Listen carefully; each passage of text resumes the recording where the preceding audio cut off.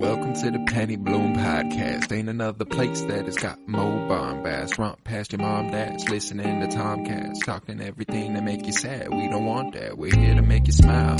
Put your mind at ease. Peace, love, and bloom, and always praise Keanu Reeves. This what we about. This some weeding now. We'll talk until we can't no more, and then we peacing out. Alright, let's go. Penny Bloom Podcast. It's the Penny Bloom Podcast. Penny Bloom Podcast. It's the Penny Bloom Podcast. Penny Bloom Podcast. Penny Bloom Podcast. Hello, everybody, and welcome in to the Penny Bloom Podcast. You are back for the Journey Through Film Comic Book Movie Edition, and this week we're doing X2, X-Men United, the second movie of the first X-Men trilogy. I am Colton Robertson, and I am joined by Joseph George. What's up, homie? Oh, what up, what up? Always a pleasure to be here. Oh, and it is always a pleasure to have you today. We've got X2, released on May 2nd, 2003, directed by Bryan Singer, with a story by Zach Penn, David Hayter, and Bryan Singer, with a screenplay by Michael Daugherty, Dan Harris, and David Hayter. What was the little for Bryan Singer's a piece of shit. I see. He's one of the directors in Hollywood who did a little bit more than he should have behind the camera. Okay, because in big old piece of shit. Learning all the good directors and all the good people in Hollywood that I'm starting to pay attention to now, I also need to learn the names of people to stay away from. Bryan Singer, probably one of them. He's made some good movies, but he's a bit of a fuck boy. He's a fuck boy and a predator. So I see. Okay. Yeah, predator, big time. So not the best dude by any means. Wow, that actually makes. I was going to ask you if this was if they had some sexual inclinations between kids in this movie, because the first question Logan asks Rogue, whenever they come back is oh, well, how do you two, how do you two do it?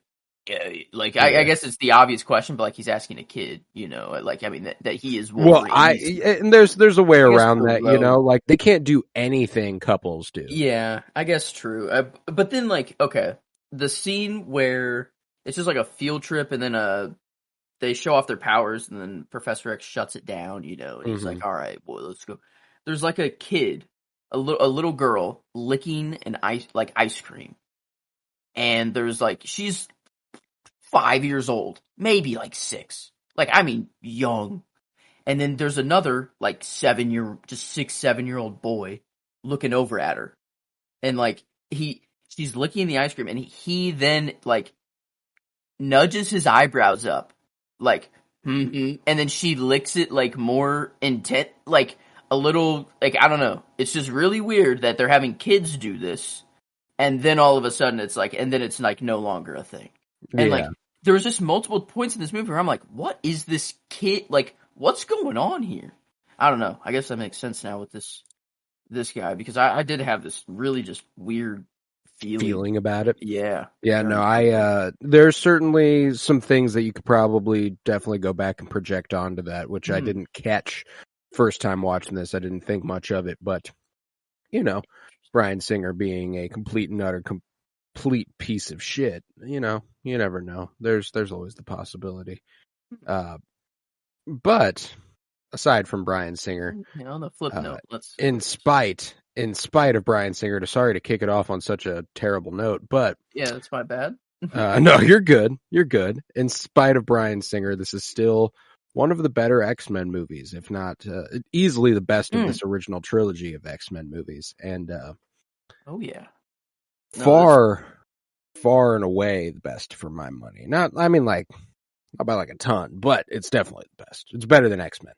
Yeah, this one definitely is my favorite one so far. That's for sure. And I this is really probably only, now that I think about it, my second real watch through these movies. now that because I did one watch through them all whenever I had an actual functioning brain. I remember I watched them as a kid, but very scattered, very Right. Yeah. never really thinking about them. But I guess this is really my second time going through them. But this one, I don't know why I didn't remember it before, but like I think This one was.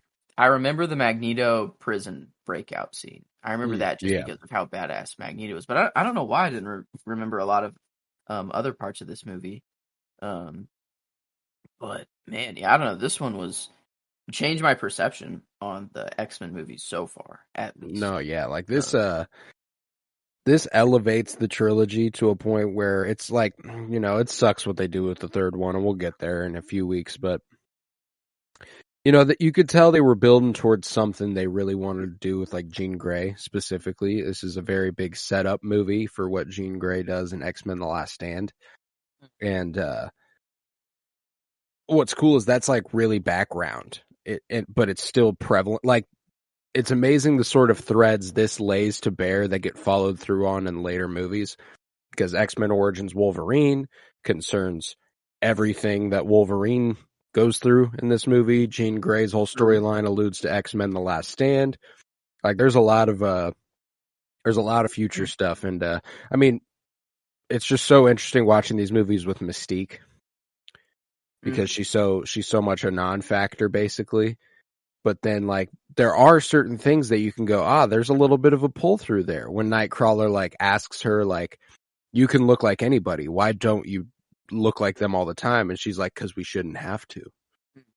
that was That's nice. some shit that you get followed through on with the later, like, the earlier movies, quote unquote, the prequel movies, where Magneto's like, show me your true form. And then she, like, goes to Jennifer Lawrence, and he's like, no. I mean your true form. Like, that's some cool And shit, and like, Magneto so like does where that. there are like big glaring continuity errors in some places, there are some cool pull throughs that I really, really enjoy. Another one that's just like a microscopic, like, blink and you miss it. You have to know the movies pretty well, and I'm not even certain that this is the case. That scene where Logan leads them out of the underground base of strikers, where he's like, you shouldn't go that way. I know another way out. He's like, there is another way. And he takes them to this door on the side of the building. In X-Men Apocalypse, I'm pretty sure that's the door he escapes from whenever they find him in Alkali Lake. So I think it's like a weird pull through where it's like he knows that door exists because it's the door he escaped through whenever he got out. And it's like, yo, that's hard. That's kind of crazy. I like that. Oh, I didn't even think about, why did he know that there was another way out? I guess the only way he would know is that, or if he somehow remembered the way that he took out whenever he first woke up just then, But like, did Right. he Yeah. No, take like, that's the that thing is door? that, I don't know. and Like, obviously it's a lot of projecting. There's that's no way sick. that's That's kind planned. of, no, I guess, no way they It's something actually they just planned this. act Yeah, on later yeah. on. But, But that is one of the interesting things about this movie is that, hmm. they do center Logan and they do center Wolverine quite a bit. Not nearly as much as I remembered, though. Like, this one did do a good job of spreading the love around and making sure the story was kind of evenly dispersed amongst the people in it. Obviously Wolverine's present for a lot of the stuff that happens, but he's not the focus of everything that happens, and I think that's important. I remember him just being a focal center point of every single Yeah. X-Men movie, and I really like the I'd argue story here, though. he's still pretty centered here, but he's not as centered as he was in the first one. Yeah, I don't know. I really liked his story here, though. Like, where he thought, like, he didn't know who Stryker was at all. And, like, you kind of have this moment where he's thinking, like, is this my father? Yeah, He's type kind of shit. like, he puts his claws away and he's like, wait a minute. No, I have to figure, like, just for the information alone, just to know what the hell, where I came Going from, what on. happened. I need to know. Like, I can't kill this man. And, like, he's like, no. Like, whenever the ice wall is being put up, he's like, no, this is not what I want. Fun And then, fact like, about that, by the way, that is 3,500 pounds of real ice. They did that? Yeah, it's a real ice wall. They did that. They did that. Yeah, just a fun little fact there. Wow. But that, I mean, wow, that's kind of sick. 'Cause that's my favorite shot of the movie, actually, is whenever, like, Well, with good reason. It's practical. They got to shoot that's that how sick. they I wanted was, to shoot that. wow. 'Cause when Wolverine puts his hand up, like, to, like, match Stryker's, well, on the Wolverine, when you see Wolverine, not when you see Yeah, Stryker, yeah, obviously, yeah. when you see Wolverine. But, No, I get you. but no, wow, I did not know that was real. That's even cooler.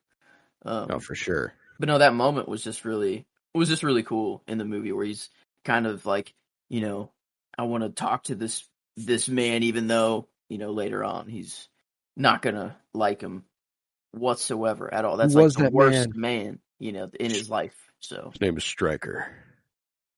Who is he? I can't remember. I'd be like, well, fucking thanks, Logan. Jesus. Like, just the fact that he's not elaborating about any of it, like, he doesn't get, like, there are kids in this vehicle that, like, don't know him that well. Like, there's no way Bobby's like, there's no way Bobby knows, like, oh, he's trying to splice together his old memories. He's forgotten a lot of stuff. Bobby's probably sitting there like, you can't remember, huh? Fucking cool, I guess. well, shit. Well, it's kind of a bigger dick move for Professor X not to, like, I don't know. I guess Professor X knows a lot about the mind. He knows about, maybe it could send him into madness if he just tells him. I don't know. But Magneto straight up just tells him. You're afraid you're going to lose him.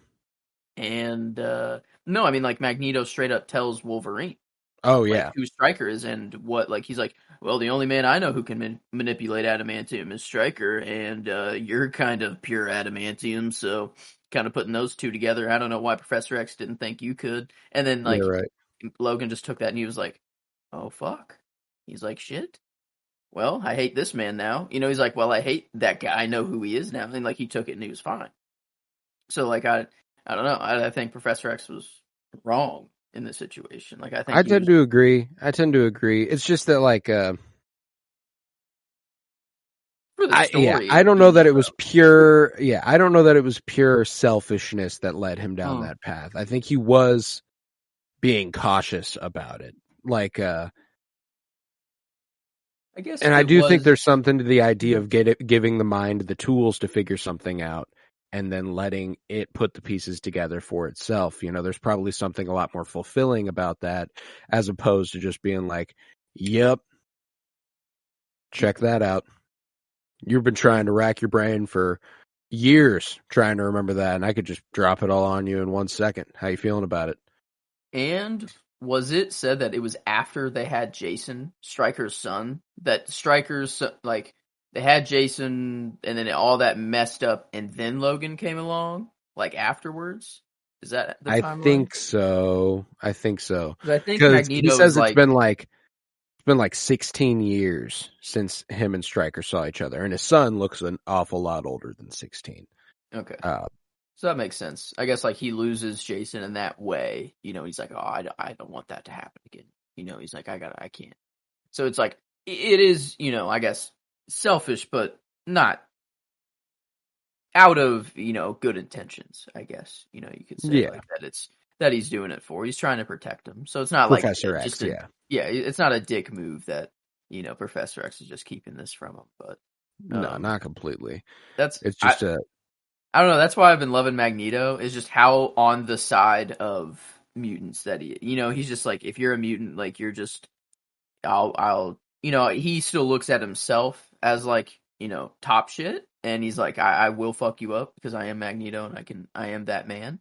But at the same time, he's like, yeah, I don't know. You're a mutant. We're like one big family, and we'll rule the world one day. So I'll let you know. we are mutant brothers and sisters. Yeah, I don't know that the line. I don't know.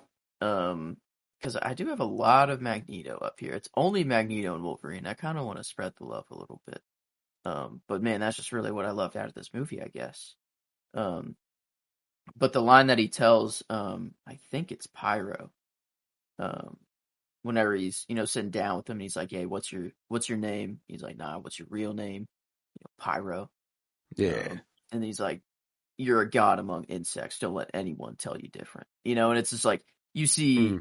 Magneto, he's already full well believed in that. You know, that's just what he believes in. But like, you see like the actual thought being like instilled in Pyro in that moment, like right there, like Yeah, right. actually, and it's like, ooh, I see the danger That in this whole now. sequence, dude, when from the moment their plane is crashing and Magneto saves it, then after that, when they're on the plane and him and Mystique are like, ha ha ha ha, look at Rogue, look at what we did to her. I love your hair. Like, I thought that shit was so funny.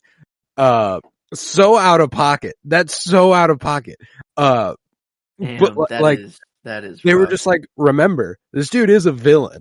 You know, like he is a villain. He's on the right side right now, but he's a dick.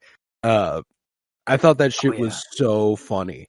And I do think to that note, I think that something this movie did really well is it gave Rebecca Ramin, the actress for Mystique, and Anna Paquin, the actress for Rogue, a little bit more to do in this movie, I think, and I really appreciated both of them in this watch. I love the way the movie kicks off with like the notes of what Jean Grey told Logan at the end of the first movie. Like, she's quite taken with you. Like, and I just love that Logan's just like, he's like, well, obviously this is a child. Like, I'm not into that.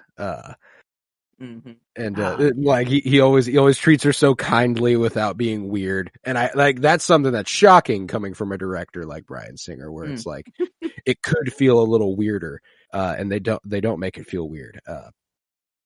Like Logan's just like he has a very paternal protection over Rogue, which I really really appreciate.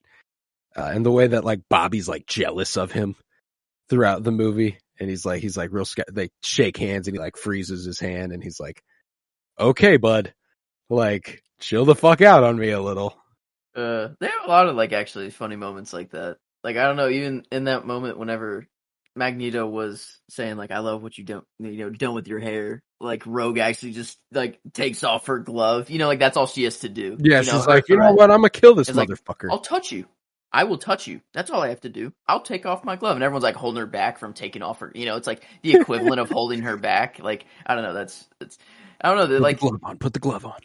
this movie, like that's the thing about this movie that I think works so well is that it is, even though it's mutants and X-Men, whatever, it's very human problems. You're dealing with the president of the United States. You're dealing with the human race. You're dealing with, like everyone possibly dying at once. Like, Right. very cut and dry. You're using like a villain using like one of the most OP heroes as the weapon to kill humanity. Like, that's actually super cool. Like, as a concept, Yeah, for sure. for a superhero movie, to use Professor X as the weapon, and like to use like Cerebro, what Professor X and Magneto like came together to create. And like, I don't know, it's like that's just really cool. And like, say what you want about the X-Men movies, but like, as a comic book movie goes, like, I don't know what more you really want from like sure, it's not critically like a masterpiece, but like the fights that you get are cool. The concept of the movie is sick. You get so many more characters. It's like the found family aspect is just so much better than the Avengers. Like, I don't know, this movie's just, it's actually, as a comic book movie, it's There's not been, much more you I don't could know, want out of it, yeah, if you ask me. I really, really enjoyed it, like, a lot. Like, there are some obvious things that I can point to. Like, I'm not gonna say, like, I can't find a thing that I didn't like about this movie. I'm not all, I don't think this is a straight, 10 across the board, obviously, or anything like that. But, as far as, like, the project's gone so far, I think this is actually, like, pretty high up there, though. No, it's amongst my favorites of the project so far. In fact, let's go ahead and hit the rankings, if you will, on the old Letterboxd for me. Yeah. Oh, I've okay. got this movie top 5. I've got it at Okay. 4, only Wow. behind Superman, Spider-Man, and Batman: Mask of the Phantasm. X2 Oh comes at wow. 4. I guess I did. I had X-Men, the first one, at 4, and I like this one way better than the first one. That's for sure. So that puts mine at 4. It makes X-Men 5 now There you go. for me. So that's pretty easy. It's not better than Mask of Phantasm. It's not better Yeah, than like there's a Spider-Man. It's drop like off there yeah. right now. But I guess it's like the top of that tier, the top of the not obviously like I love Yeah, this our movie. top It's 3 really are like um, there. I can only think of maybe 3 more movies that breach that tier. yeah. 4, and like that might be it. Which is kind of crazy. But Wow. But I there's guess the I think that makes sense. The more newer that it'll get. I mean, this is like 2000, 2003, 2002. Like I got 3 movies in my top 5 that came out within 3 years of me being born. So yeah, right. I feel like that makes sense. Yeah, for now that'll change. There's been a lot of great comic book movies in recent years, and a lot of ones that won't breach that level. Hmm. But yeah, man, this one was really good. I like that. Like, we talked a lot on the first X-Men movie about like the real world issues that this kind of tackles, and like this was arguably even more so diving into the the danger of prejudice and hate. And the character of they never call him Reverend. I think he's a general, and he's a general in the movies, a reverend in the comic books, which I think is a little bit. They're like, yeah, what kind of person would be like this. Yeah, I don't know. It is very you can't really do this with the Avengers, and like the closest that we're getting to it is like Black Panther with Marvel. I guess maybe Miss Marvel did a pretty good job with like prejudice actually in the TV show. That's true. That's Like true. just straight up like in the real world, just showed Hmm. it straight up. Because like Yeah, Black no, Panther, the modern MCU, the yeah, Falcon and the Winter Soldier does a little bit of it. that's true. I guess they are kind of getting into it a little more, but this one is just like this is 2000 what 2003. 3. Yeah, so like this is 2003, and they're still got some things that aren't fully up to 2023 standards, I guess you could say, but a lot of it is like impressive for It's pretty 2003. impressive. It's pretty impressive on the ideology side of things. I loved the scene where they return to Bobby's home in Boston, and he sits his parents down, and he's like, I got something I have to tell you. I'm a mutant. Just the whole obvious overtones of it being like a coming out sort of thing, which Ian McKellen helped the writers hone in, which I really loved. Ian McKellen, just a very noted ally. This dude is a very vocal ally of the LGBTQ community, and he's just an absolute fucking G. I love What a Ian baller! McKellen with all my What heart. a baller! Yeah, dude's Yeah, he's just a real one, and he was like, well, I think this like tonally makes the most sense. Like, I can't imagine this not feeling like that sort of tone. Like, what do you mean Ian McKellen had to be the one to be like, well, obviously this is what this would be like. Like, it's kind of insane that the writers hadn't already connected that for me. And what's even cooler is that modernly Bobby Drake is gay in the comics, and I think he's always been kind of coded as gay. There's a lot of those early, like the first class X-Men where everyone's like Jean Grey comes up and she's super banging. She's a hottie. She's a cutie girl.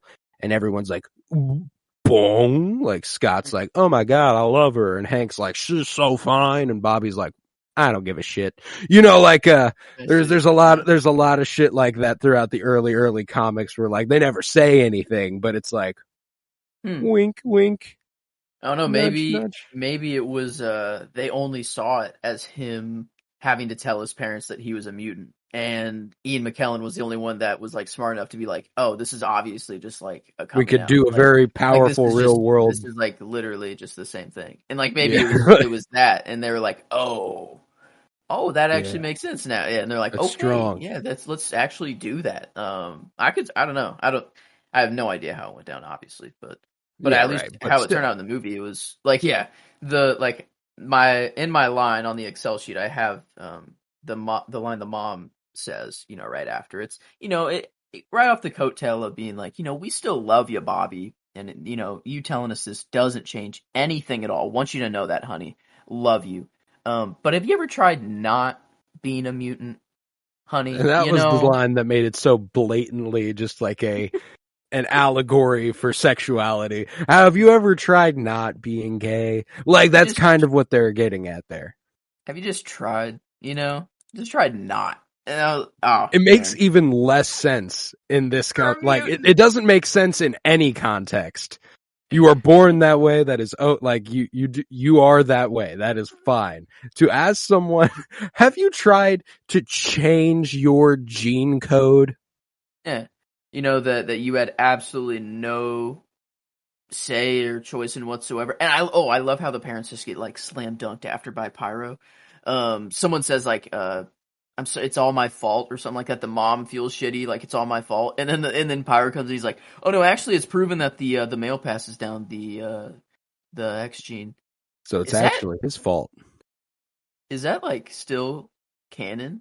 Is that like, are they passing that through? Is that like, I don't know. But what I did want to point out is that if the dad passes the gene on, Stryker passed it on to his son, and he might feel very guilty about that. Oh, that's definitely why they put it in the movie then. Yeah. Because okay, it doesn't really matter how it really happens, but just more of an extra little thing for Stryker to feel to continue feeling the way he does about everything. Is that just, he passed that gene on. Another one of my favorite little moments is during that scene overall is fantastic. That entire middle portion of the movie where they're there, whenever Bobby does say that, and and his mom's like, well, it's just this mutant problem's a bit, and then Logan cuts her off. What mutant problem? Yeah. What's the problem? And she's like, it's complicated. And everyone in the room is like, God damn, I fucking hate these fucks. It's just love how they walk in the house and he's just drinking a beer. Oh yeah, and he has no idea how to handle it. He's just like, I promise I'm supposed to be here. I'm not just sneaking into your house grabbing a beer. I swear. Bobby runs downstairs. He's like, this is Professor Logan. Fuck, fuck it. It doesn't even make sense that he's a professor. What professor comes in your house? I guess make yourself at home. He's just really making himself at home, drinking a beer. Rocking a tight white t-shirt and some jeans. Oh man. I don't know. That's like, you don't get these situations. Like it's also funny. Like a movie like this. It's not outright meant to be funny necessarily. It's just the situations kind of like happen to be. Like, what other movie can you get situations like this? Not for real. Not necessarily. So I don't know. It was just a lot of fun. Yeah, man. I really do think all my favorites are just gonna go to Magneto and Wolverine here, which is just really sad. I don't know. Character could be the one that could change. Because my shot, I already have said that it's the whenever Wolverine has his hand up against the ice wall. I said very briefly, I believe, that my scene was when Magneto breaks out of prison.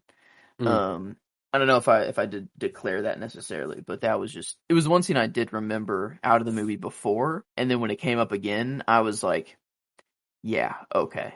Because it really clicked this time. That Mystique just put in a bunch of metal into that guard. Like the first time I watched it, I really didn't connect the storyline of what Mystique was doing to help Magneto escape. But then now knowing and then watching it happen, I'm like, okay, this is sick. And then him just being like, there's something different about you. And he's like, he instantly knows. He's like sleeping, just he's like, oh shit, I got the tingles. Yeah, there's something. I feel the metal nearby. Yeah. And this guard is like, yeah, man, I was having a good day. This guard just got like fuck. Well, this guy's just depressed all the time. Apparently, like, there's something different about you. Yeah, I was happy this morning. No, it's because what just happened to him. Yeah. Oh wait, I guess that happened to him last night. Yeah, it's just like there's something different about you today. I was having a good day. You know, like Man, I mean, yeah, this dude just, I mean, the way that it happened, damn, that's a way to go. Because I don't think ooh, he lived through that. I think like no, every that single man's one of his dead. veins got like ripped open, or like, Borscht. yeah, that's, I don't even want to think about how you go out that way. No, like, But this man bled out. just how he's like spinning just those three balls, and then he just flattens one for his little platform, and just so effortlessly, and just how it's like how like they're It's like just spinning rotating around him. around him, and then he just uses them like he's smiling as he kills those guards, like as he's coming out, because like perfect. I mean, it's like you see his origin where he's oppressed, very much so. And he gets out of that, and very good whenever you can see Magneto or anyone kill Nazis or escape from Nazis and do that. Killing Nazis is a great film trope. I will always love it. Yeah, gotta love that. And it is fun seeing these prison guards dying, because it's kind of like the same thing. It's like whenever like Stryker puts the mind control gene Ugh. on his neck, and like you see his hands, it's like, oh my god, like you just like the focus on his hands, like how he hates it, and he's like he can't stand it. It's making him remember all of that, and then he flattens out, and it's like, oh man, it's like holy shit, like so Yeah. that's like my scene. It's not just because of how badass Magneto is. It's kind of just like Overcoming it his really was, oppressors yeah. again. Yeah. Like yeah, it was really powerful, like a powerful point in the movie. So I really liked it. No, I dig that. I'm having a tough time. I think I know what my favorite scene is, but my favorite scene therein affecting my favorite character. Yeah. Because my favorite scene right now is Jean's sacrifice, and I'm certain of that. I think it was an incredible scene. It made me cry this time around, which I don't recall this scene ever making me cry, if I'm being honest. And I've watched this movie countless times. For some reason, it just hit me a little harder this time. And I think what did it for me in that moment, because I loved Jean throughout this movie. I thought that, like, while it is a pretty shoddy adaptation of the whole Phoenix surfacing and stuff, I do love the journey she goes on throughout the film, and for it to culminate in her making that choice, for her to decide, you know what, I'm going to save my friends, and I'll sacrifice myself for them. I think that I loved that choice. Famke Johnson is fantastic as Jean. I think this is her best movie. Like they don't give her the writing that they needed to for Last Stand. X-Men, she was cool, but she was a little bit too split on the whole Logan and Cyclops thing. This one, she's made her choice. She knows who she loves. And yeah, the more I talk about it, my favorite character is Jean Grey, and my favorite scene is the sacrifice and the falling out of the sacrifice right after it, when Scott is freaking the fuck out on the ship, and Logan saw, like, I love, one of my favorite X-Men things is when Jean Grey dies, because she dies a lot, and Logan and Cyclops both just, they finally relate on some level. They finally bond on some level, in the way he's like, Logan's like, she's gone, and he's like shaking, and his eyes are filling up with tears, and he's like, she's gone, and Scott's like, no, he has to be against him first. They have to be against each other first, but then like they come together, and he like falls into his arms, and they like hug, and they're like, man, that scene got me, bro. Like, that's like, more than anything, I was getting like chills and tears welling up as Jean was sacrificing herself, but the second Logan said she's gone, tears fell, bro, because Hugh Jackman is the fucking shit. That man can act. Yeah, he can. I don't know, that he started saying it, and I'm like, oh fuck. I'm like, oh shit. I was getting shaky. And then he started getting shaky. Whenever Logan started getting shaky, because he was like saying it at first, like kind of in denial himself. Yeah, just like, she's gone. Like he was kind of coming to terms with, but then like whenever he started crying, I was like, oh shit, man. And then after, whenever he tells Scott, he's like, yeah, man, and she chose you, like to tell him that, like, see, like, and I like that scene, because Scott handles that exactly how any sensible person would, and is like, it was literally never a question. You know, like he was like, I had no doubt, she had no doubt, only you had doubt. You know, like she obviously was sexually attracted to Logan, but that's about it, you know? That tent, that was just Gene's way of being like, all right, let's put this to rest. You know, I feel it's like we've had these feelings for a long time. I don't know. I don't really know how to take the tent. Oh no, that's Mystique. That was Mystique, yeah. Oh my god, that's right. That's Mystique. She never actually did anything. Gene never did shit. Wait, they didn't even actually. Wait, they kissed. Logan kissed her. Yeah, and really? She kissed back for a second, but then she was like, "Don't make me do this." That's right. That's right. This. Okay, that's right. And then walked away. So it is actually good.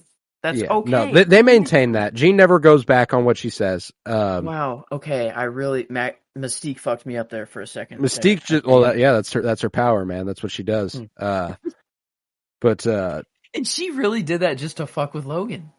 Because she saw that on the sidelines because she saw she saw them have that interaction and was like, so I got an idea. She used it later. She literally wow, that's actually hilarious. Man, Mystique and Magneto are really just living it up. You know, they're just having fun. Yeah. Yeah, they're having a good time, but my favorite scene is Gene's sacrifice. I think it's really, really cool the way that the jet's not firing up. Everyone's like, what the fuck's going on? Gene just leaves. Professor X is like, where's Gene?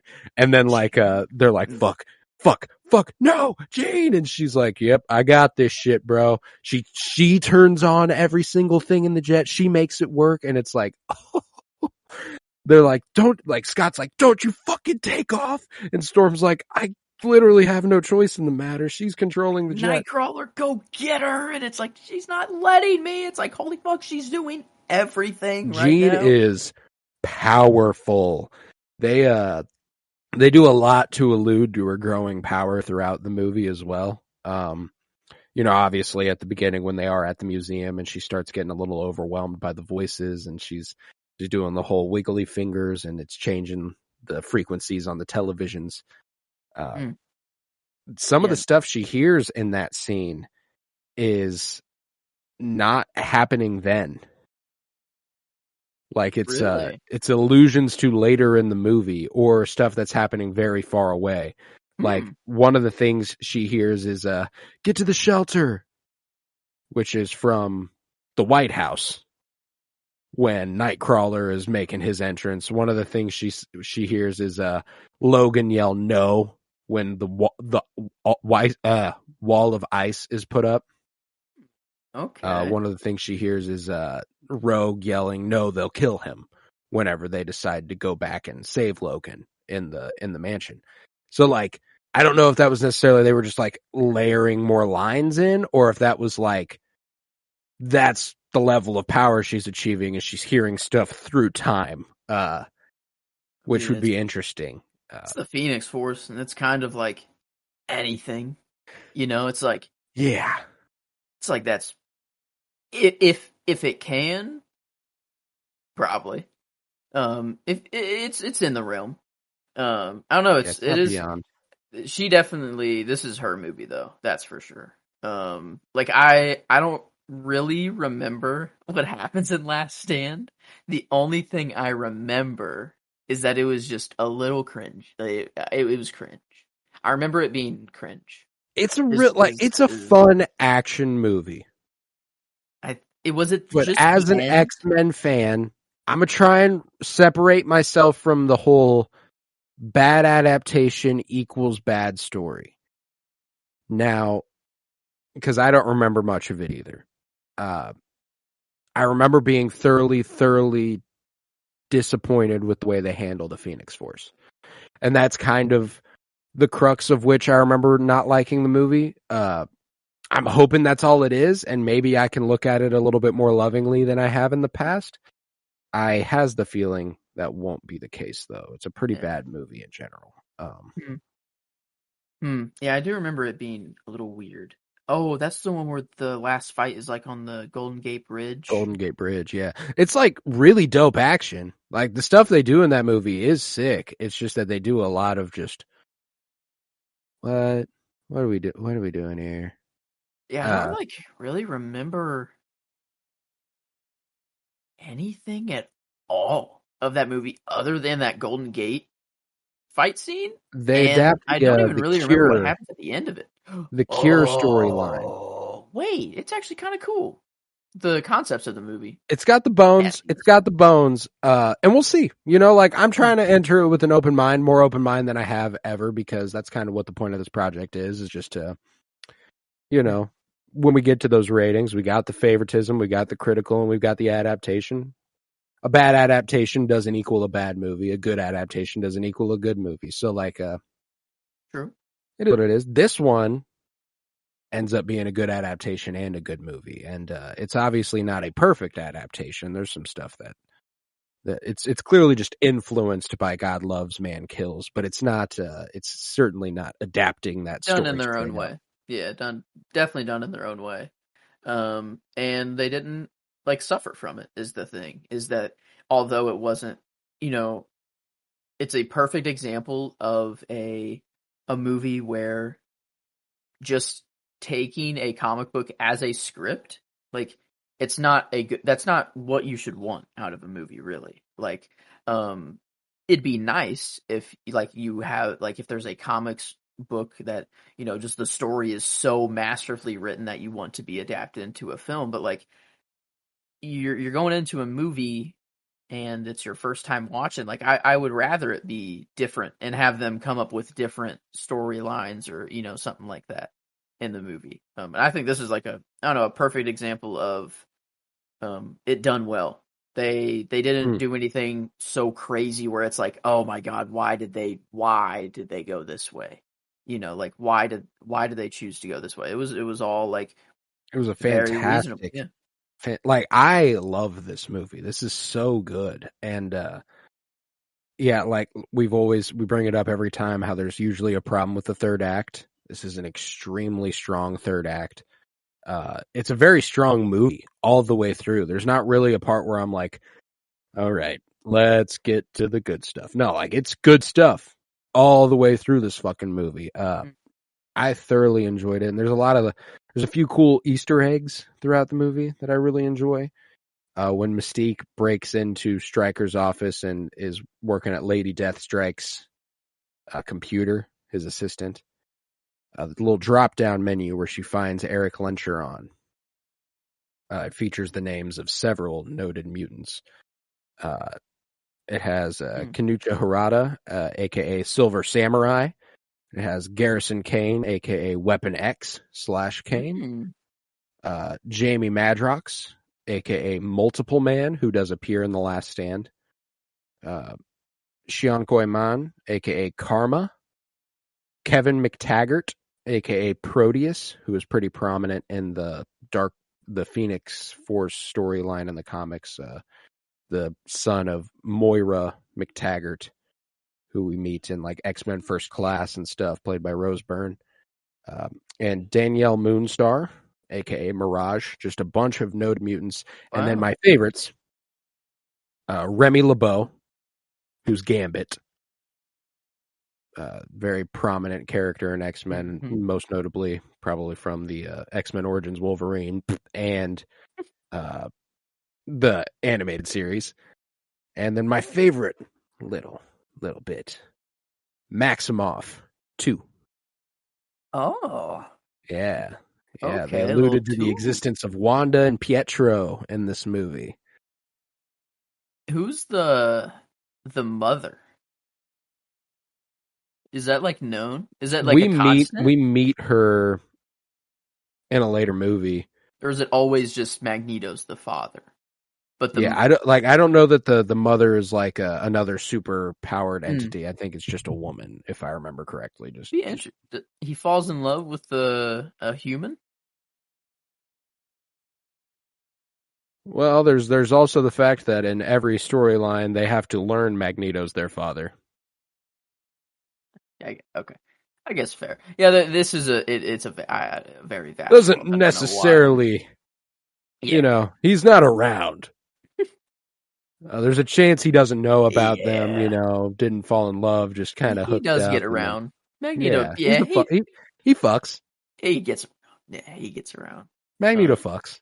I don't know. I'm struggling because right now I don't know whether I should flip my performance and character or if I am keeping it the same. Because right now I have Ian McKellen as my performance and Hugh Jackman as my character. Because like seeing what Wolverine goes through, like in the movie, and then him dealing with Stryker. I don't know. Like, I don't want to put Stryker as my favorite character, but I think he actually is like a very interesting character in the movie. Oh Because of yeah, very holy very shit, what he does interesting for his character. son. Just a big old Yeah, fuck boy. yeah. Like it's an ultimate hated character, but like done very well. Like as a villain, like he's Incredible just a villain. human, and he like, holy shit, this dude's a dick to his son. He's using Professor X as his main weapon. He has stolen everything from the X-Men through Magneto. Like, dude, like, I don't know. Like, everything is very, like, nothing is out there. He's just very resourceful. Like, I think a villain done very well. Not worthy of the nod.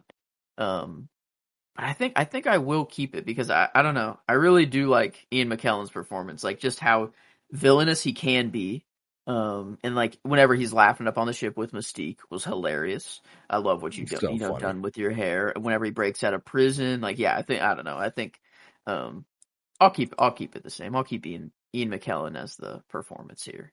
That's funny. You ended up landing on the exact same two as my first movie. Performance I gave to Ian McKellen, character I gave to Logan Wolverine in the first movie. And in this movie, I'm going favorite performance, Hugh Jackman, simply for the last scene, whenever Jean sacrifices herself, and the whole "she's gone" sequence was incredible. That whole scene with Stryker in the middle of the movie, just where they're in the mansion, whenever he's protecting everybody. Fuck yeah. Like I love Hugh Jackman in that moment, and whenever he sits down with Bobby and is like, all right, now that you've, maybe grown up a little fucking bit, how about we just talk for a second, all right? Yeah. You want to cool down I'd be like, soda for me? I love yeah, how whenever he does that, I'd be a little pissed that a dude who can like do that with his hand, like basically spits in my drink. I'd be like, yo, what the fuck, man? And like, I love how they keep everything in the fridge, all their drinks, but for some reason soda is kept in the cabinet. And the only reason it's kept in the cabinet is so that this moment can happen, is so that it can be warm and needed to be cooled. I think it just works way better if Wolverine comes back and he's like, oh yeah, I hid this 6-pack. Yeah, right. 10 years ago, or I don't know, like in the wall, and he just punches through a wall, grabs a beer, and it's warm, and he's like, "Hey, cool it down." Yeah, that would have been clean. I would have liked that. That'd have been funny. Him actually finding a beer, or something like that. But Pyro waking up in the middle of the night, him having a cigar. He's like, "Hey, light me up," yeah, I don't know, like, but no, those moments between Wolverine and the younger kids were really cool. Like when he's he tells just such Colossus, a good he's protector, man. Yeah. I love that shit. The way that they like send Jean and Storm are off to go find Nightcrawler, and Charles and Scott have their own mission. And he's like, Logan's like, "What do you want me to do?" And he's like, "I want you to stay here with the kids, man." And he's like, "All right." I love it. I love that shit. And Hugh Jackman's too fucking good in that role. When the ice wall does go up, and he's like, "No," like he's I love the entire action sequence where he's getting everybody out of there, and like we meet Colossus and Kitty Pryde and stuff. Like that stuff was really cool. It's just a really great sequence in the movie, and I think Hugh Jackman really shines in it. And then I've already talked a lot about my favorite character, Jean Grey, in this movie. I think is my favorite character. I don't have any doubts about it. Just a wonderful performance by Famke Johnson, and I think it's finally, and probably her only, truly great movie as Jean Grey. So I like her a lot. I do think I found the line that I actually want to go with for the movie.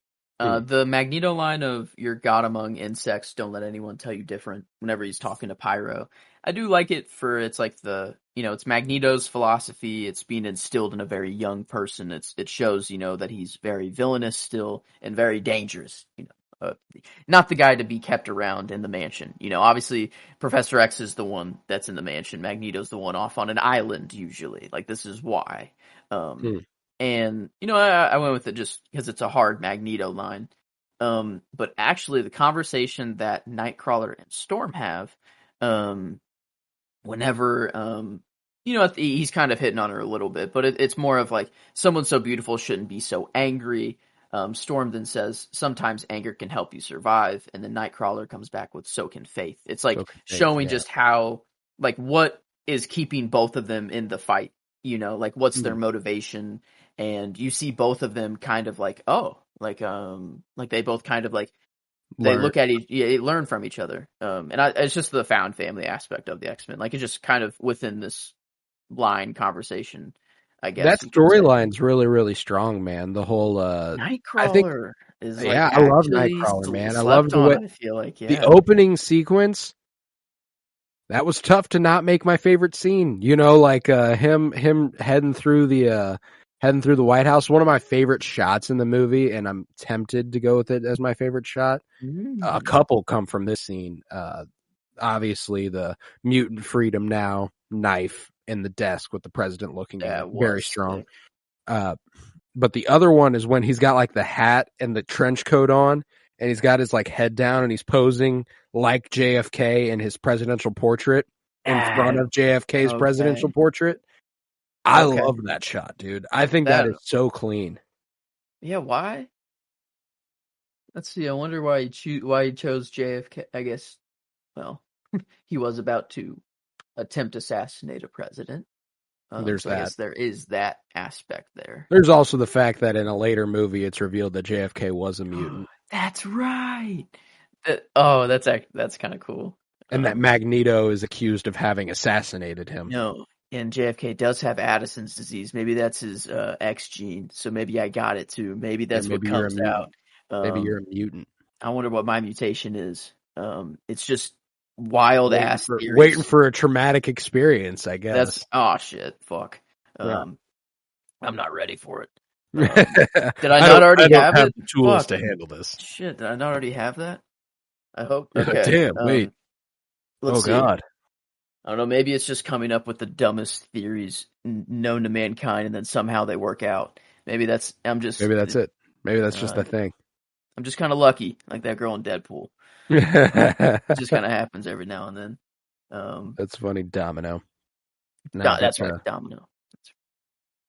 Yeah, that's a good line. That's a really good line. I think it's set up just Nightcrawler is a fascinating character. I love the way he's handled in this movie too. His whole religion aspect of him, because like that's a tough line to toe. I don't think a lot of things kind of properly display a struggle with faith. I think Daredevil does it really good on a lot of occasions, obviously, but beyond that, I think Nightcrawler is another great example of it.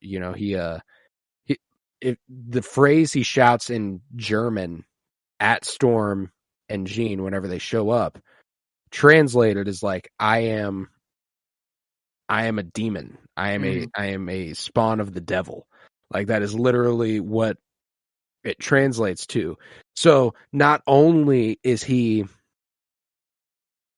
an aspect of this is his religious guilt, which I've never even considered watching this movie, is that he's been told for so long that he is a demon that he has internalized that hatred and starts going like, you know what I am? I need to mark myself for every sin I commit because my existence is sin. Like he is like, it's super dark. It's super good. They handle it like Nightcrawler. I was tempted to go with him as my favorite character. I just don't think even though he's centered for a lot, I don't think they do enough with him. No. I think it is very like the toe that the line that they're like towing up against for just like Germanic faith. Like, just like anyone that has faith that is also German. Like in movies, it's just like like you have the Nazis. That's like what comes out of Germany. You see a lot of Germany is not usually like the good guys, and I feel like it's very interesting just to see like an actual like just good representation of like people from Germany, like because I feel like that's probably gotta suck being from Germany and just like always being the villains, but like I don't know, like Nightcrawler was a very like I've just done very well, like not overly like oh my god this dude is just like trying to put his faith onto like the X-Men. No, like he was on his own. He was praying on his own and like doing his own thing. It was very, in the circus in Munich, they called me the Nightcrawler. Had to say that every time. Yeah, he had to say that every time. Okay, the way Logan's like, all right, bub, shut up, and he's like, right. He's actually offended by it a little bit. Yeah, yeah. He just doesn't know the group yet. He like shrinks into himself. He's like, aw, and he's like that's just the way Logan is. He's like, I didn't get to say my line. Yeah, right. No, but the one thing I'm a little like, I love this movie and I'm not pressed about it. It's not a detriment to it, but something that could have made it better is if they had made William Stryker an evangelical reverend, a religious zealot, like to balance. Like if they center Nightcrawler a little bit more on the hero side and keep Stryker the way he is and just make him very passionately Christian. They had the opportunity to do something really cool about faith there, and just the two sides of typical Christianity you see. It could have been super, and it was still so good, But like in the comics, that's the one thing I don't think they adapted very well is that like while Stryker is still very prejudiced and very xenophobic, like at least call him Reverend. He was General Stryker. Probably just for movie sake. I know. I know what it was for. They didn't want to risk it. No, yeah, but like that's the thing though. You do have the good side of the representation with Nightcrawler. That's where I'm like, they really had an opportunity to make to be able to put that on screen because they had Nightcrawler, and I don't know. I think it would have made this movie better. And it's already great. Like I think if they would have played with that a little bit more, it could be one of the greatest comic book movies of all time. But that doesn't necessarily hurt it. I don't think because they didn't do it, it makes it worse. I just think that it could have made it better. Like if this comes out today, I think they go for that. Like I think so too. I have hope for the X-Men in the Disney era. Ooh. I think that I think we could get some cool stuff. Yeah, that's going to be really interesting. Real world. Hopefully, they stick with the real world problems that they focus on. I think I just don't know how you can't with the X-Men. That's kind of all they've ever been. Yeah. Obviously, there's some really grand out there shit, but that really grand out there shit doesn't come before all the dealings with real world shit. Like they deal with the real world stuff, and then the giant stuff comes after that. Like that's like the intergalactic type shit where they go to space and stuff. True. Okay. Yeah.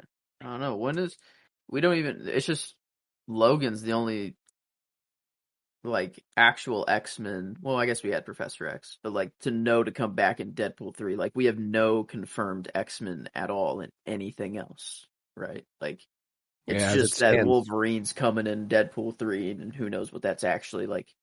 If it's that's probably not the MCU's Wolverine. It's probably just a Wolverine. So I don't know. It will be really interesting to see how they handle, Magneto's origin. If it, if Magneto is Magneto, right? After the way they did Namor, I think they have every capability of making him a Holocaust survivor. The whole the mutation made me age slower thing. Like, yeah, that's all you need. I have faith. I have faith for that. But so you've said your favorite line, scene, performance, and character. Did we present your shot? Yeah, mine was the ice wall. I think. Yes. I think I'm pretty sure. At least after that scene in the movie, I immediately went to the Excel sheet and put it in. it was either that or whenever Magneto was breaking out of prison, but there really wasn't a shot that was like, oh, like sick. It was kind of like I liked whenever the two balls were orbiting around him and he was on his platform, but there wasn't really like a good viewing of it, really. Yeah, right. And I already had that as my favorite scene, so like I have all the shots. Basically, yeah, give it a little love to somewhere else, you know. I get you, but I've done favorite scene, favorite performance and character, so I'll do favorite line. I love me some Wolverine, so I had to go with "You picked the wrong house, bub." That's a classic. That was my one complaint about the first movie. I mean, not my one complaint, but a big complaint about the first movie for me is that Wolverine doesn't say bub enough. That's his thing. He says bub at the end of almost every sentence. So like getting a good, like he's about to protect his family, his kids, his house. You picked the wrong house, bub. I love that shit.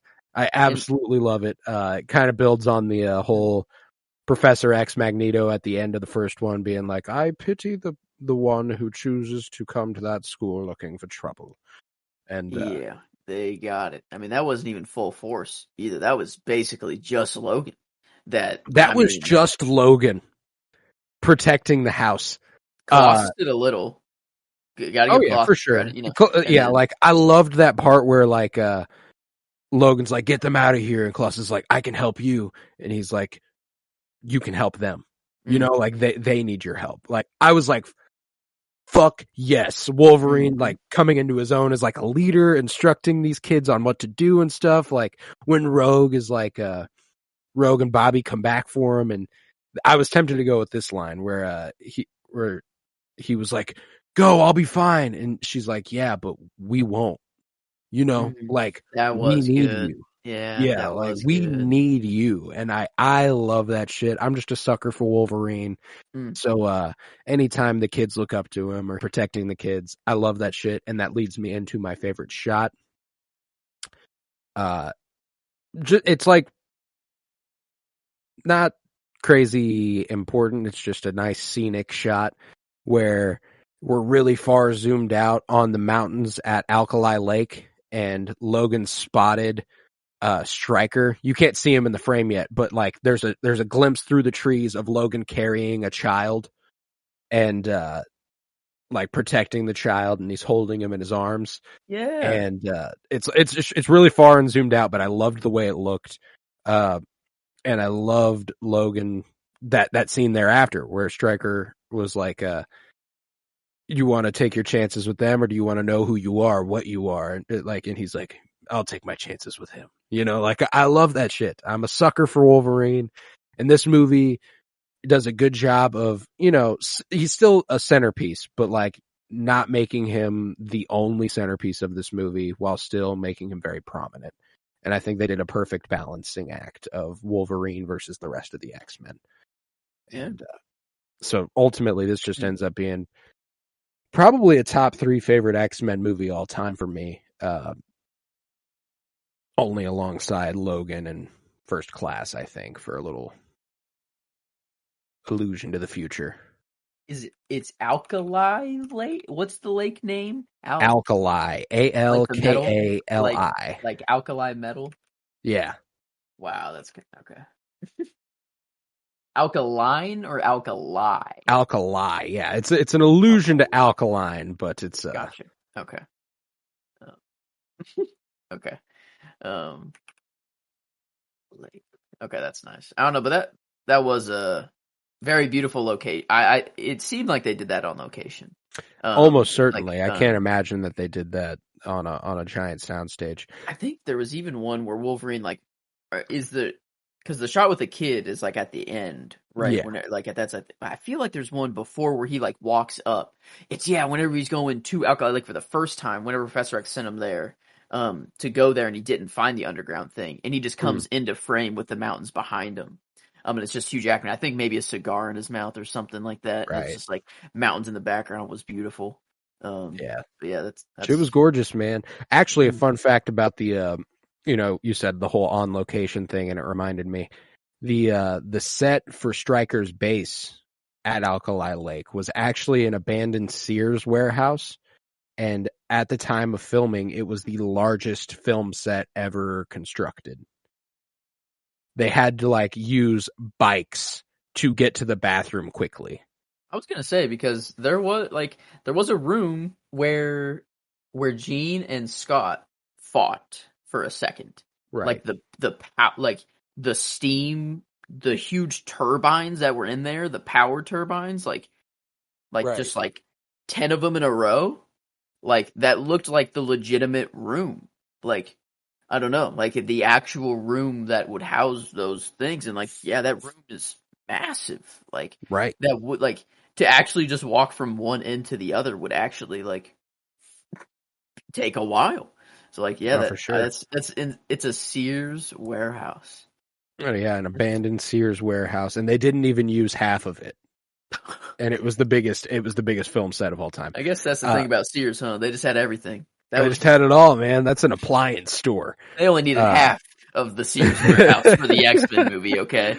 Oh, that's funny. But no, there's like a lot of this movie that we didn't even really touch on, you know, like Professor X, his whole involvement in this story and how he was utilized by Stryker. The way that Stryker was using mutants to see his work done whenever Professor X is like, "Oh, for a man of your taste, you certainly keep interesting company." And he's like, "Oh, mutants have a purpose as long as they can be controlled."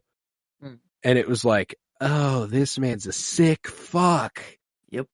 And like whenever he wheels out Jason for the first time, he's like mutant 149 or whatever. He doesn't even call him, Jason, like mutant, whatever. He's and then he's like, William, this is your fucking son. And he's like, no, this is your kid. My son's dead, like the rest of you, or whatever. Like, I was like, oh my Lord.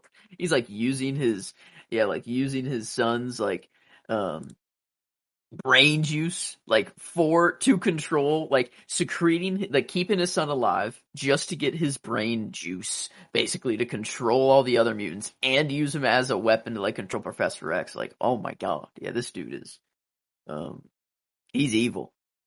Yeah. That's a sick fuck. Just a really disgusting character, and they brought to life incredibly well. Just very disturbing. And I do really just love the way Patrick Stewart plays Professor X, but again, I don't think they give him nearly enough to work with. You know, I think X-Men 1 even gave him a lot more to work with than this movie did. I just don't think they did enough with him in this one. And I get it, you know, like they continuously have the problem. Professor X can end a conflict like it's nothing. That's true. Yeah, he does it at the very beginning of the movie. Yeah. Like, it's like stuff pops off. He's like, freeze everybody. Yeah. Let's talk about it. And he's like, and he tells, like, I forgot if it's Bobby or Pyro, which one he walks up to first, but he's like, next time you want to show off, you know, like maybe just don't. And it's like, but like, are you not? Like, you are literally everyone in this mall is frozen an entire mall to teach us a lesson, and you're just acting like it's nothing right now, you know? Like, that part at the end when he freezes the Oval Office announcement. And the Storm, Storm was using her powers just for intimidation, solely. Yeah. Like, and I don't know how they all teleported in there. Yeah, I guess they froze everything, and like Nightcrawler was there. They could have been right outside and just like poof, poof, poof, poof, poof. If they're like all holding hands all at once, can Nightcrawler? I think that becomes like Nightcrawler's got to like really, really concentrate. You know, he's got to try really hard. Okay, yeah, maybe Professor X gives him like a little mind boost. He's like, all right, yeah, let's do this. Like if he's touching Professor X, he can like give him like, I don't know, channel him or something. I don't know. No, I like that. No, that was sick. I loved that shit. And like the Storm is also a cover for like a power outage. Yeah, the technical difficulties they had. Yeah, did we lose feed? Like what? I guess are we still rolling? The people watching what the people would see on camera if the president's desk is in view is him speaking, my fellow American, totally normally, and then out of nowhere, a blue portfolio shows up on his desk, and he's looking down at it, and he's all confused, and he's just like, You know, like, so that's what the normal view would be, is a blue portfolio popped up out of nowhere and the president is now speechless. Yeah, I just went like, comes back online and he's like, oh. I think in the shot of the president, whenever they address the nation, I don't think it actually shows the desk. It is like a chest up thing. Oh, Now that yeah. I think about it. Yeah, I think you're right. I guess like not every president has done it, but every president since TV. Well, Yeah, right. yeah, sometimes they show the desk. Regardless, sometimes. I do think it's funny that they were like, you know about this, Mr. President? And Mr. President's like, no, I have no idea what this is.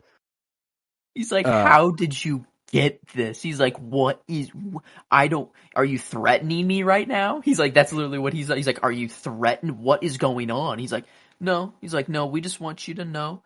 Yeah, I got a person who can walk through walls. That's how we got that. Pretty simple, actually, no problem. But yeah, we just want you to know that we know this too. Let's just say I know a And little we're not. girl who can walk through walls.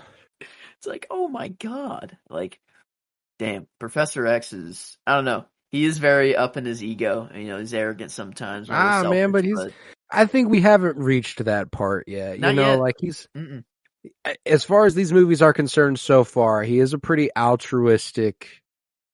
He's at his old age now. Yeah, I think that's more of his younger, when he's figuring himself out, storyline thing. But now he's just the awesome old Professor X. I will say, I think he's a little. I think he possesses a little hubris.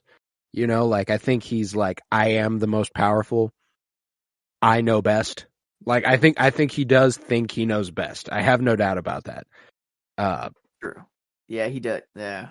He is like Magneto in that sense. They are friends and they are similar. It's just Magneto's a little more active with his with his goals. Thoughts. Yeah, and goals. He sees to, I don't know, make sure that they happen in his lifetime. Yeah, right.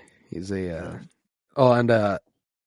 I just love all the little itty bitty things in this movie.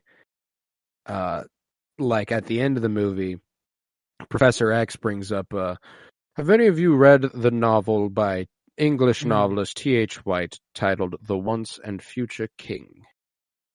This was the same book that Magneto was reading in his cell whenever Stryker came and and put the fluid in his neck, the very same book, which I thought was very cool.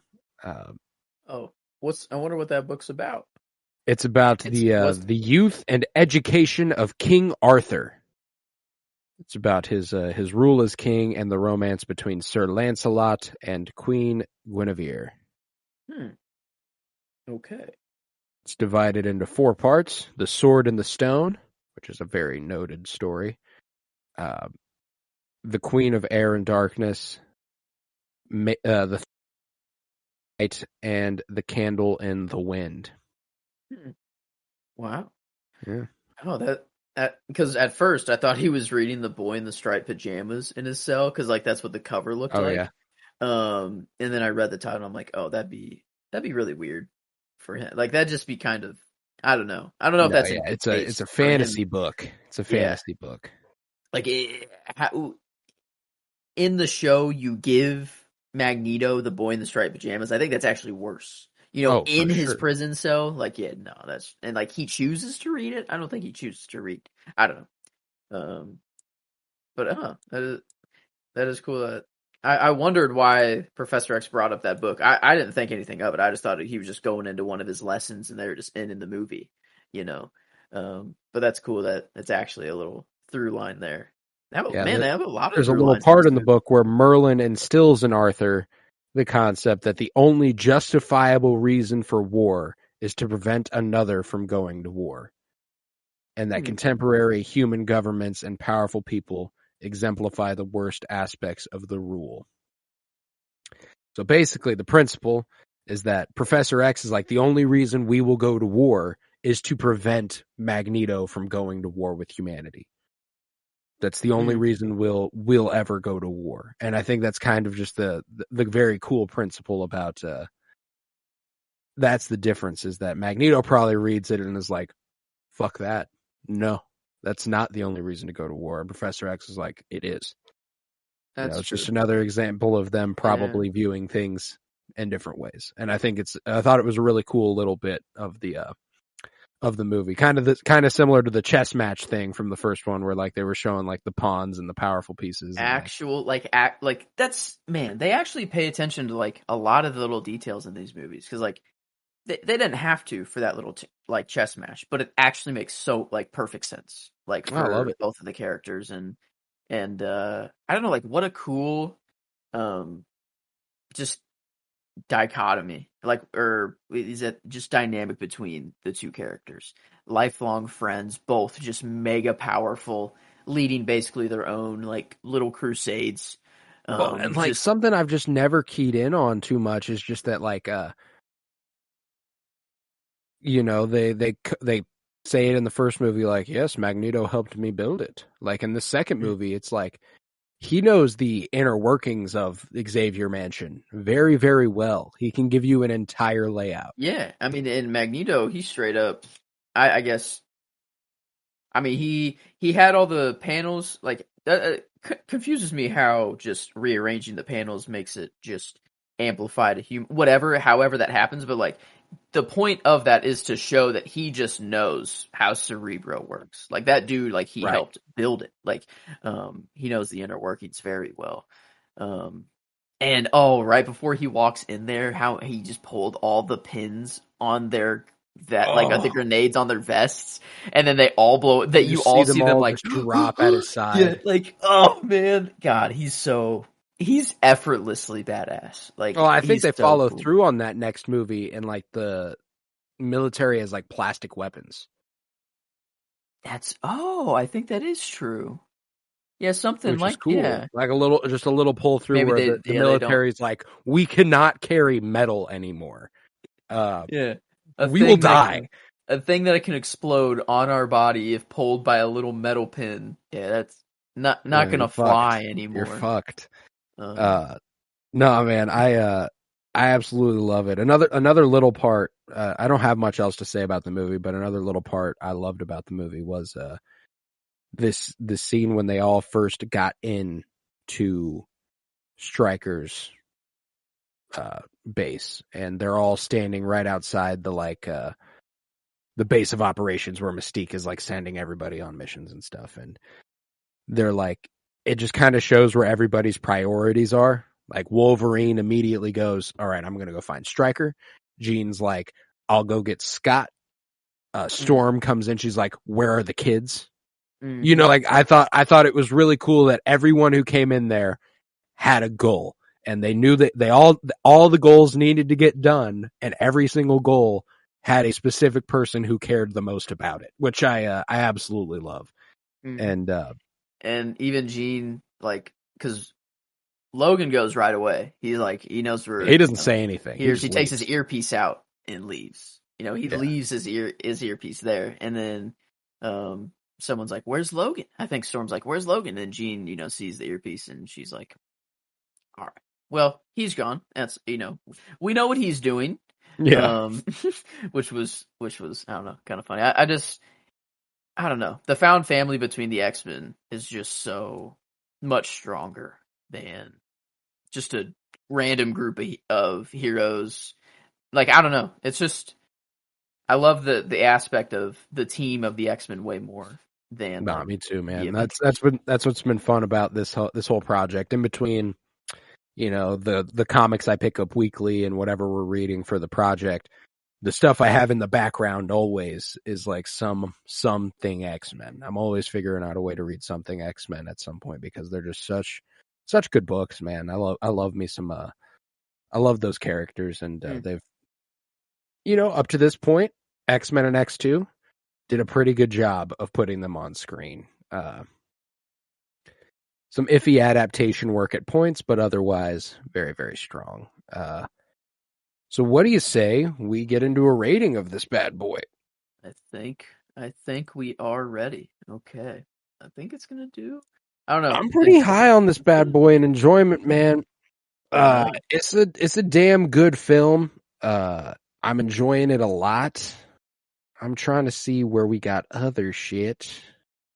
Let's see. As far as enjoyment is concerned, I think I am like just shy of 9. Okay. So you're Like I think I'm at like 8.75. 9 score wise. I was like, okay. I thought you were saying like 9 Ranking. placement. Yeah, I was like, No, okay. I don't no. know about that. I was like, okay. I I'm think just short of 9 out of 10. Yeah, I think that's fair. I think so. 9 did seem high. Like giving it a 9 is maybe a little I think high, it's a but bit like extreme. 8, it's high 8. Like it's 8.5 Yeah. or 8.75. I feel. Yeah. And I think I'm closer. I don't know. I think I'm probably 8.5 or 8.75 sounds right. I don't think it's not an 8.25. It's not an 8. No, I think I'm at an 8.75. I think that's where I'm Yeah. at. That's where I've been at since I watched it. I think it's a damn good movie. I really, really enjoy it. But there are movies on this project I've enjoyed more. Just a few of them, just 3 actually. And that's just kind of that. So I definitely like it more than the first X-Men movie, which we put at an 8, I believe, in enjoyment, which is yeah, we did. made it easy floor there. And I liked it. I liked it more than Batman Returns. Which Those is are an our 8. closest. You know, we Yeah, and don't then have anything between 8 and 8.75. yeah, Batman Forever and Phantasma's at a 9. So yeah, makes sense there. Like Phantasm at a 9 makes sense. Batman Forever is like the closest one to this, I'd say. In enjoyment. So Makes me think we might ought to bump Batman Forever to an 8.75, but regardless, I don't think we should do that. I think it's fine because I do really, really enjoy that movie. that one, no, that's the point of that movie is the Yeah. fun. They had fun making that movie too. For you sure. could tell. For So, I sure. don't know. I think okay. No, I'm with you. But genre-wise, I think this does every bit as good as the first X-Men, and Yeah. even more so, actually. I think, again, I'm at about an 8. As an action adventure, I don't know what else you could really consider this. Yeah. It's a damn good action adventure, you know? I don't know if I would go much higher than 8. I don't know if I'd go much lower than 8. How are you feeling about it? No, I think it like I might be no 9 is way too high. I think 8 like 5. I don't know because like 8.5 or maybe no 8. That is a little too high.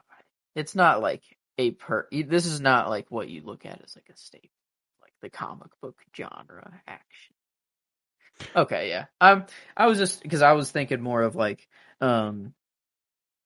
for a comic book movie, this is like actually seriously written, it's real world problems. It's actually,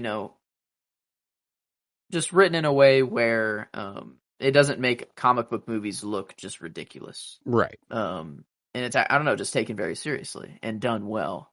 And I think that should be rewarded, but like for sure. it's not a 9. Like I don't. Yeah, when it comes to like action adventure movies, yeah, there's a lot of really good action adventure movies. I don't know that I can necessarily label this an item. I would be comfortable going up to an 8.25 or 8.5. I'm down for that. I mean, X-Men we gave a 7.5, and I mean, for genre, I think like an 8 is like 8 is still that's pretty high, a damn and that's a good bump above the first one, which I think it did do. So yeah, I think 8 is good here. Cool. The next up, we've got adaptation, and like we said earlier, good adaptation, good movie. Not always the case. Sometimes you get a good movie and a bad adaptation. Sometimes you get a good adaptation and a bad movie. And this just happened to be one that worked on both sides. And it's one of our better adaptations without being a perfect adaptation, you know? Like, one of the issues I still take with this movie is while it works within this movie is the arrival of the Phoenix Force within Jean.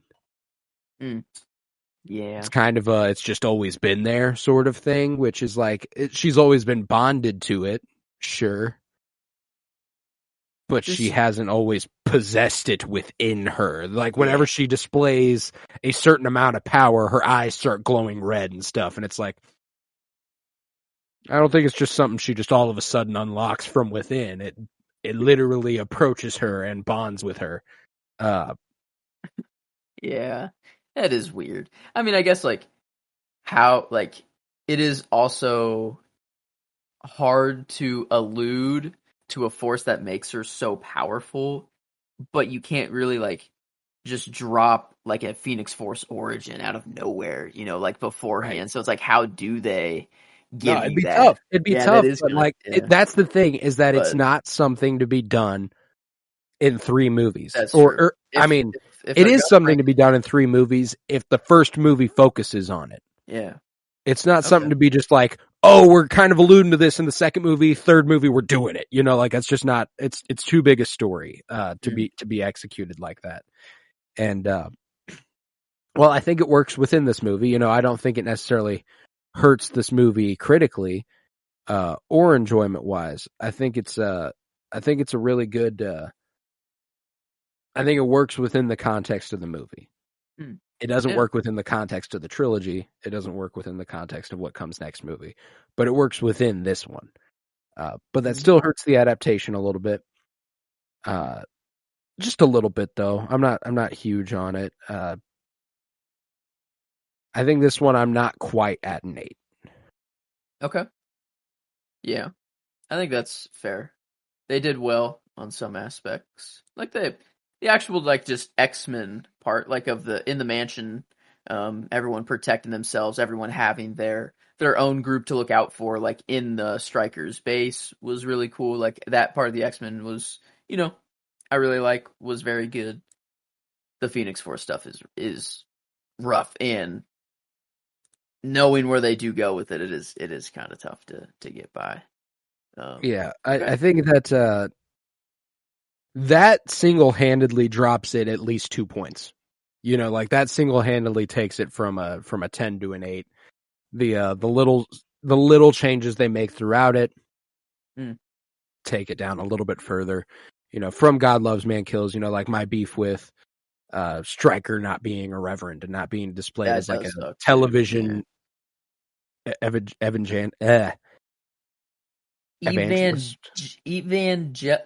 I've always struggled saying evangelist, that word, I think. Something like that. I know what you're trying to say.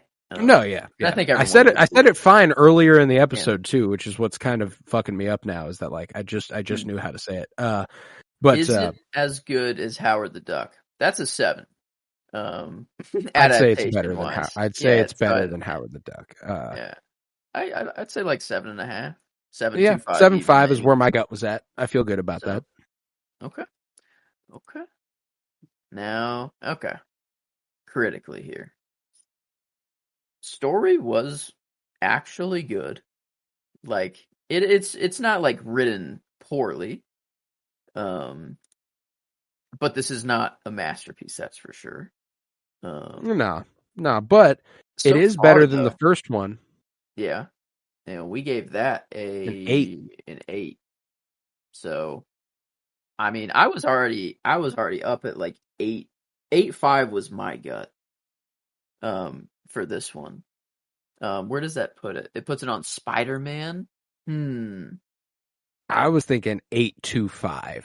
That sounds better now that I know Spider-Man's an 8.5. Because I'm like, okay. I don't know. As Spider-Man, that's a lot more contained in a movie. That's just very, I don't know, I feel. No, I think it's a step up from the first one in quality. Yeah. I honestly don't think it's as good looking as the first one. I think the first one's a better looking movie generally. I do think it's better written, and I do think it's better performed. I think everyone sank into their roles a little bit better. But I don't think it's as good looking as the first one. I thought the first one was a better looking movie on the whole. Well, that averages it out to an 8.13, which ties it exactly with Batman Forever. Wow. Overall.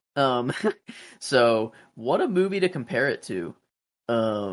A critically not very good Batman movie, but just super fun and, just a blast to watch, versus an X-Men movie that's actually made well and fun and comic book accurate for the most part.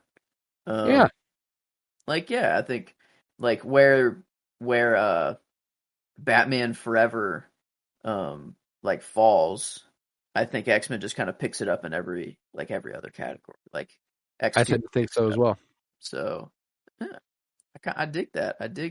Which puts it tied for fourth place on our current list. So that's where we both had it in our letterbox. Is that right, or did you have it at 5? I had it at 4. Yeah, at 4. So yeah, there we go.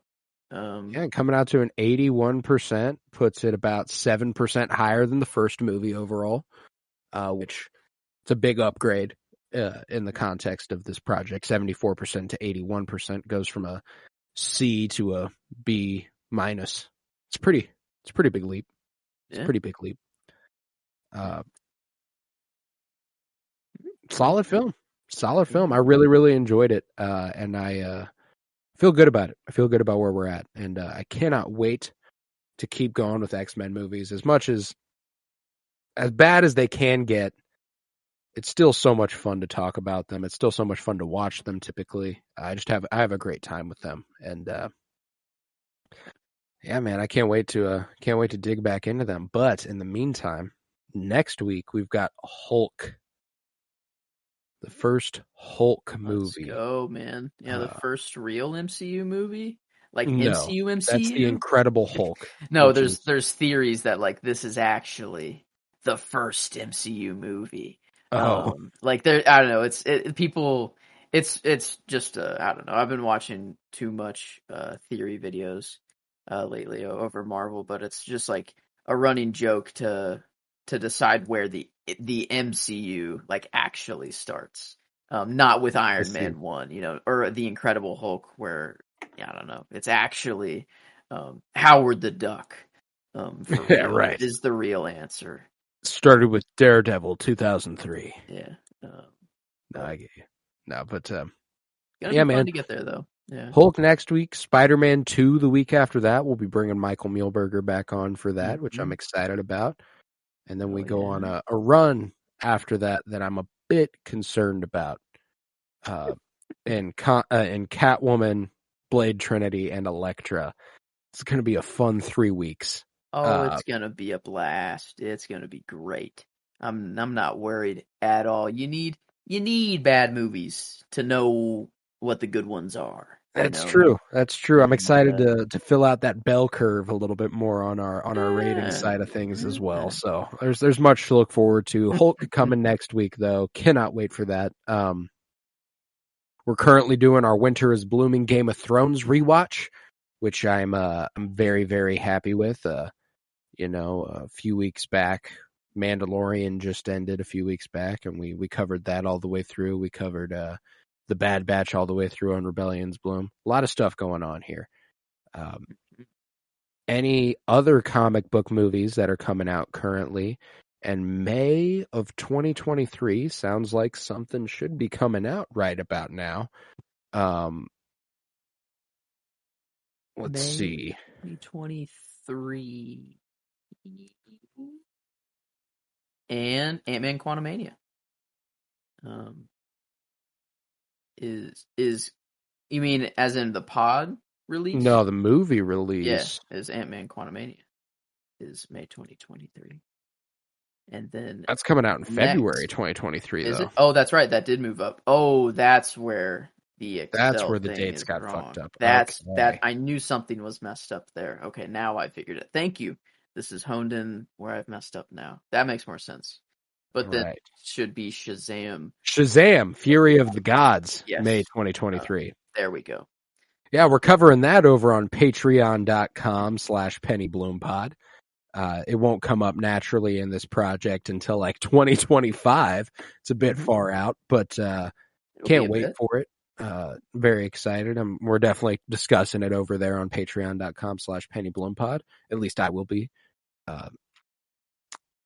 So if you would, head over there, and for $3 a month, you can support this podcast financially, which is huge. It costs me money, and I don't make any off of it unless it's over there. I also do weekly comic book poll lists, as weekly as I possibly can. You know, sometimes we get a little busy, but I always try to make up for it. Yeah, man. If you would, head to Twitter, follow at PennyBloomPod, follow on Instagram at PennyBloomPodcast. Leave a 5-star rate and review wherever you are listening, and make sure you share us with a friend. That'll help us like crazy. I was Colton Robertson. I was joined by Joseph George. Thank you very much, homie. Well, thank you for having me. It's always a pleasure to be here. Oh, and it's always a pleasure to have you. And remember, peace, love, and bloom. And you picked the wrong house, bub.